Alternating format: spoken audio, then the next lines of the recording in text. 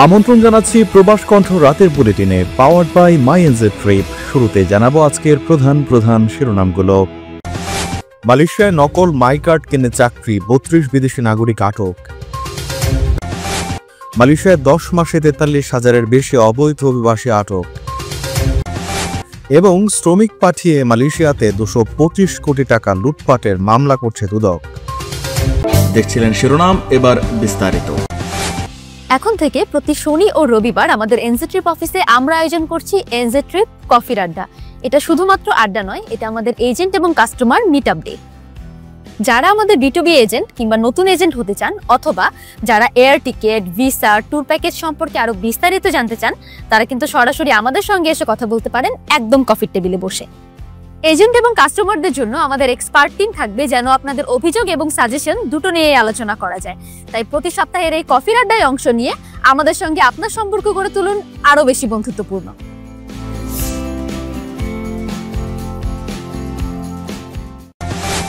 মালয়েশিয়ার একটি কারখানায় অভিযান চালিয়ে নকল মাই কার্ড ব্যবহারকারী 32 বিদেশি নাগরিককে আটক করেছে দেশটির জাতীয় নিবন্ধন বিভাগ।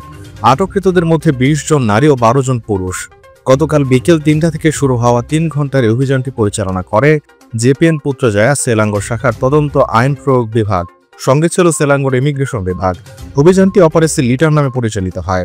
জেপিএন পুত্রজয়া তদন্ত আইন প্রয়োগ বিভাগের উপপরিচালক সালমি কিপ্রাউই জানান, আটক ব্যক্তিরা ইন্দোনেশিয়ার নাগরিক। তারা চাকরি পাওয়ার জন্য স্থানীয় এজেন্টের মাধ্যমে 100 থেকে 500 রিঙ্গিত দামে নকল মাই কার্ড সংগ্রহ করেছিল।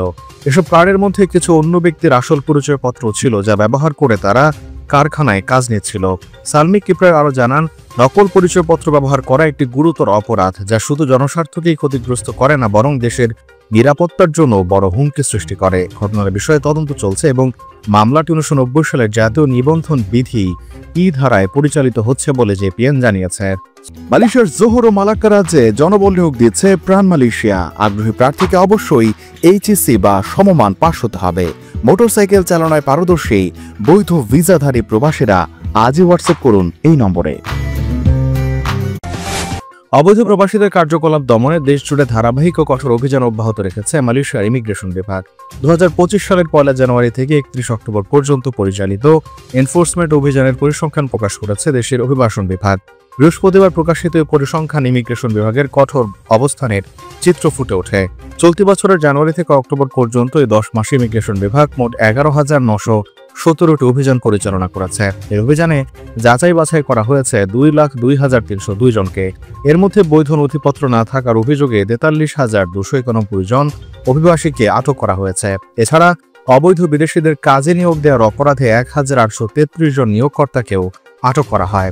অক্টোবর মাসেও অভিযান ছিল চোখে পড়ার মতো। এই মাসে 1,222টি অভিযান পরিচালনা করা হয়।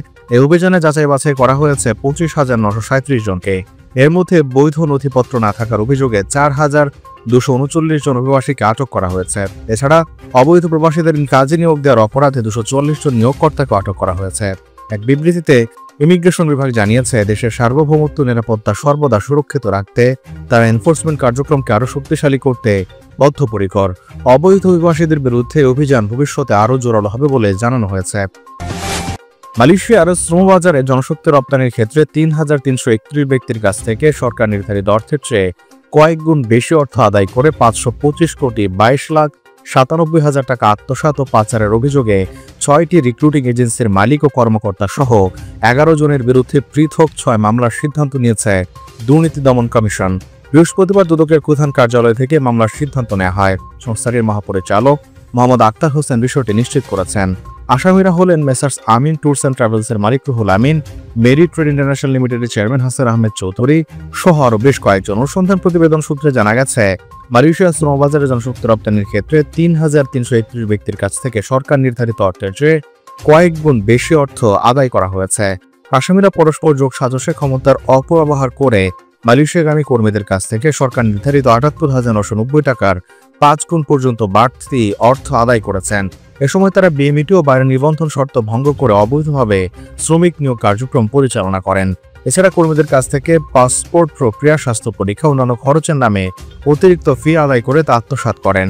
দুদকের অনুসন্ধানে অবৈধ অর্থ স্থানান্তর, হস্তান্তর এবং রূপান্তরের মাধ্যমে বিদেশে পাচার করার প্রমাণও পাওয়া গেছে।